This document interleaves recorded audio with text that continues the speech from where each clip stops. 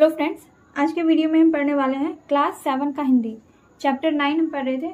इस चैप्टर का नाम है वर्षा बहार। इस चैप्टर का हमने हिंदी अर्थ पढ़ लिया था। आज के वीडियो में हम इस चैप्टर में दिए गए क्वेश्चंस को देखेंगे। तो यहाँ पर पार्ट से कुछ क्वेश्चन दिया गया है। यहाँ पर 3 क्वेश्चन है। पहले हम पार्ट से का सारा क्वेश्चन देखेंगे, फिर हम पार्ट से आगे का क्वेश्चन देखेंगे। दोस्तों, यहाँ पर पार्ट से का पहला क्वेश्चन है, प्रस्तुत कविता के आधार पर वर्षा ऋतु का वर्णन कीजिए। मतलब कि जो कविता किताब में दी गई है उसी के आधार पर हमें उस कविता वर्षा ऋतु का हमें वर्णन करना है। ठीक है, तो यहाँ पर मैंने इसी कविता के आधार पर वर्षा ऋतु का वर्णन करते हुए इसका आंसर लिखा है। प्रस्तुत कविता के आधार पर वर्षा ऋतु का वर्णन निम्न है। वर्षा ऋतु सबके मन को मोह लेती है। आसमान में इस ऋतु की अनूठी छटा छा जाती है। बिजली चमकने लगती है, बादल गरजने लगते हैं, पानी बरसने लगता है और झरने भी बहने लगते हैं। फिर है, वर्षा ऋतु में ठंडी हवाएं चलने लगती है, पेड़ों की डालियां हवाओं के संग झूमने लगती है, बगीचे में मालिनी मस्त गीत गाने लगती है। मालिनी क्या होता है? मालिनी वो होती है जो कि बगीचों की देख रेख करती है, जैसे कि उनमें पौधों में पानी वानी देना, उसकी देख रेख करना, कटाई छटाई करना, तो उसको मालिनी कहते हैं। मतलब जो औरत होती है उसको मालिन कहते हैं और जो पुरुष होते हैं उसको माली कहते हैं। तो जो औरत होती है जो बाग बगीचों की देखभाल करती है तो उसको मालिन कहते हैं। तो वही यहाँ पर लिखा है कि बगीचों में मालिनी मस्त गीत गाने लगती है। तालाबों में रहने वाले जीव जंतु बहुत खुश हो जाते हैं। गर्मी कम होने पर पपीहे सुंदर तान छेड़ते हैं, मतलब सुंदर गीत गाने लगते हैं। और जंगल में मोर नाचने लगते हैं और मेढक भी गीत गाने लगते हैं। बाग गुलाब की सुगंध से सुगंधित हो जाता है। कतार में हंस सुंदर गीत गाते हैं। कतार में हंस क्या करते हैं? हंस जो है कतार में खड़े होकर सुंदर गीत गाने लगते हैं और किसानों के मन को भी लुभाते हैं। इस तरह वर्षा ऋतु धरती पर बहार लाती है। पूरी दुनिया की सुंदरता इसके ऊपर ही निर्भर है। मैंने यहाँ पर इस आंसर में क्वेश्चन नंबर 1 में मैंने वही चीज लिखा है जो कि इस कविता में दी गई है। जब आप इस कविता को पूरा पढ़ेंगे और जब आप इसके पहले वाला वीडियो देखेंगे, इस चैप्टर के पार्ट 1 का वीडियो जब आप देखेंगे तो उसमें आपको पता चल जाएगा कि इसका अर्थ मैंने यही बताया है जो मैंने आपको क्वेश्चन नंबर 1 में बताया है। क्वेश्चन नंबर 1 में जो अभी अभी आपने देखा आंसर, वही चीज मैंने इस कविता के अर्थ में भी बताया है। तो आप लोग इस वीडियो को देखने से पहले इस चैप्टर के पार्ट 1 का वीडियो जरूर देख लीजिएगा। लिंक मैंने इस वीडियो के नीचे डिस्क्रिप्शन बॉक्स में दे दिया है। चलिए क्वेश्चन नंबर 2 देखते हैं। क्वेश्चन नंबर 2 में यहाँ पर कह रहा है कि वर्षा ऋतु में बाग बगीचों में आनंद क्यों छा जाता है। तो इसका भी आंसर मैंने लिखा है। देखिए अब इसका आंसर क्या है। वर्षा ऋतु में बाग बगीचों में आनंद तथा हरियाली छा जाती है। पेड़ पौधे, जीव जंतु, नदियां, तालाब, मोर, पपीहे, मेढक सब झूमने लगते हैं तथा सुंदर गीत गाने लगते हैं। वर्षा ऋतु में गर्मी का ताप कम होने लगता है, इसलिए इस ऋतु में बाग बगीचों तथा हर जगह आनंद छा जाता है। देखिए वर्षा ऋतु में क्या होता है, जो गर्मी का ताप, गर्मी की जो ऊष्मा है वो कम होने लगती है और वर्षा ऋतु के आने से ठंडी ठंडी हवाएं चलती है, एकदम ठंडा ठंडापन महसूस होने लगता है। तो इसलिए वर्षा ऋतु में आनंद आता है। बाग बगीचों में भी आनंद आता है क्योंकि बागों में हरियाली छा जाती है। जो मुरझाए हुए पेड़ पौधे होते हैं वो भी खिल उठते हैं। ठीक है, तो यही कारण होता है कि वर्षा ऋतु में बाग बगीचों में आनंद छा जाता है। अब देखिए यहाँ पर 3rd नंबर में दिया गया है क्वेश्चन। 3rd नंबर का क्वेश्चन है कि निम्नलिखित पंक्तियों का अर्थ स्पष्ट कीजिए। तो पहला यहाँ पर पंक्ति है, खिलता गुलाब कैसा सौरभ उड़ा रहा है, और दूसरा है, गाते हैं गीत कैसे लेते किसान मन हर। तो ये सारा जो है यहाँ पर इसी कविता से पंक्ति लिया गया है। देखिए, खिलता गुलाब कैसा सौरभ उड़ा रहा है, यहाँ पर है ये पहला पंक्ति, और दूसरे में है, गाते हैं गीत कैसे लेते किसान मन हर, यहाँ पर है, गाते हैं गीत कैसे लेते किसान मन हर। तो इसका और इस लाइन का आपको क्या करना है, अर्थ स्पष्ट करना है। देखिए मैंने यहाँ पर अर्थ लिखा है, खिलता गुलाब कैसा सौरभ उड़ा रहा है। तो वर्षा ऋतु में गुलाब खिलता है और बाग बगीचों को सुगंधित कर देता है। और गाते हैं गीत कैसे लेते किसान मन हर, इसका क्या अर्थ हुआ, कतार में हंस गीत गाते हैं जो किसान का मन हर यानी कि मोहित कर लेते हैं, जो किसान का मन हर लेते हैं। यहाँ पे ये कर नहीं होगा, ठीक है, मन हर लेते हैं। अगर मोहित लिखते तो यहाँ पर हम लिख सकते थे कि मन मोहित कर लेते हैं, लेकिन मैंने यहाँ पे हर लिखा है, ब्रैकेट में मैंने यहाँ पर मोहित लिखा हुआ है। तो मन को हरना यानी कि मन को मोहित करना। तो ये आपका हो गया पार्ट से का सारा क्वेश्चन। अब हम देखेंगे पार्ट से आगे का क्वेश्चन। यहाँ पर दिया गया है पहला क्वेश्चन, अपने अनुभव के आधार पर वर्षा ऋतु का वर्णन कीजिए। तो अपने अनुभव के आधार पर आपको वर्णन करना है। तो इस क्वेश्चन का आंसर सभी बच्चों का अलग अलग भी हो सकता है, सभी अपने अनुभव के आधार पर इस प्रश्न का उत्तर लिख सकते हैं।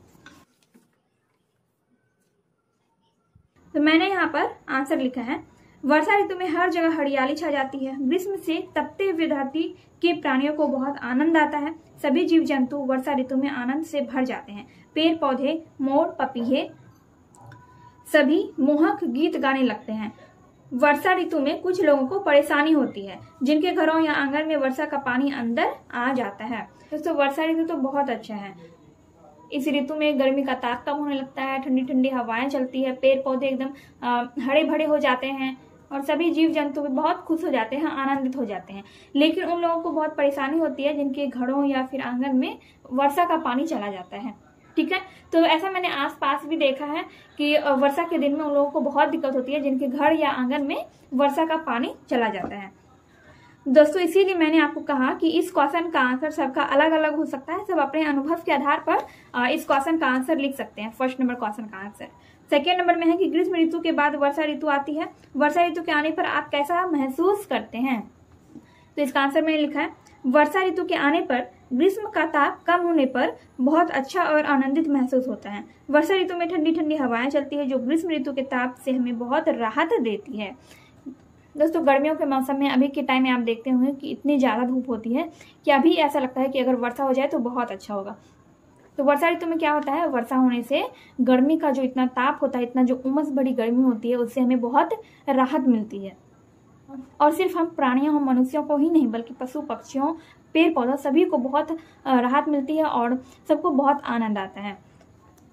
अब यहाँ पर देखिए थर्ड नंबर में है, थर्ड नंबर का क्वेश्चन है कि वर्षा के जल से क्या क्या लाभ है। तो मैंने यहाँ पर शॉर्ट में इसका आंसर लिखा है क्योंकि आप लोग कहते हैं कि ज्यादा लॉन्ग आंसर आपको नहीं चाहिए। वर्षा के जल से क्या क्या लाभ है, तो इसका आंसर होगा, वर्षा के जल से पानी का जल स्तर बढ़ता है। दोस्तों नल से जो पानी निकलता है, जो चापाकल होता है, उससे जो पानी निकलता है या फिर मोटर वगैरह से जो पानी निकलता है, वो कहाँ से आता है? वो धरती के अंदर से आता है। और धरती के अंदर पानी कैसे जाता है? वर्षा की वजह से। जब वर्षा होती है तो धरती पर जो पानी गिरता है वो पानी धरती सोख लेती है। ठीक है, और वही पानी रिस रिस कर जमीन के अंदर जाता रहता है और वही पानी हमें चापानल और नल, मोटर वगैरह से प्राप्त होता है। और जब हम कुआं खोदते हैं तो कुआं खोदने के बाद जो पानी हमें अंदर दिखता है, नीचे दिखता है, वो कहाँ से आता है?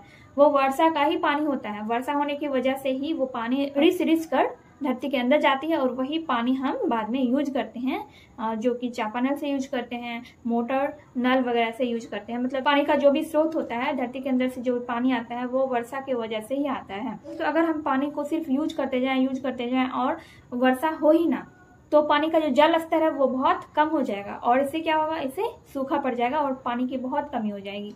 तो इसलिए वर्षा का होना बहुत बहुत जरूरी है। तो वर्षा के जल का पहला लाभ ये हुआ कि पानी का जल स्तर बढ़ता है, सूखी धरती हरी भरी हो जाती है, पशुओं को भी पीने के लिए पर्याप्त पानी मिलता है। वर्षा के जल से मुरझाए हुए पेड़ पौधे भी हरे भरे हो जाते हैं। तो वर्षा के जल के ऐसे बहुत सारे लाभ हैं, तो मैंने यहाँ पे इसको शॉर्ट में यहाँ पर लिखा है। ठीक है दोस्तों, 4 नंबर का क्वेश्चन है कि वर्षा के जल को किन किन तरीकों से संरक्षित किया जा सकता है, यानी कि किस तरह से हम वर्षा के जल को बचा सकते हैं या फिर किस तरह से इसको इकट्ठा कर सकते हैं। इसका आंसर में लिखा है कि वर्षा के जल को जमीन में गड्ढा बनाकर या छोटे तालाबों में भूमिगत टैंकों तथा बांध आदि के इस्तेमाल से संरक्षित कर सकते हैं। तो ये सब तरीके हैं वर्षा के जल को इकट्ठा करने का।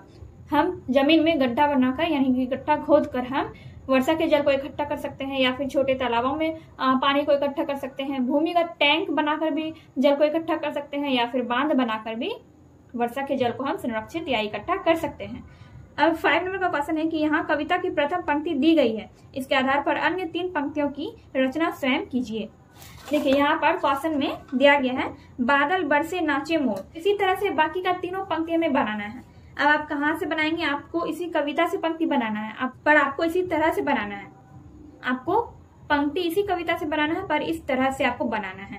ठीक है, तो मैंने यहाँ पर बनाया है, आप चाहें तो इसी तरह का और भी पंक्ति इसी कविता के द्वारा बना सकते हैं। पहला लाइन तो इसी में दिया गया था कि बादल बरसे नाचे मोर। देखिए पहला पंक्ति मैंने बनाया, चमके बिजली गरजे बादल।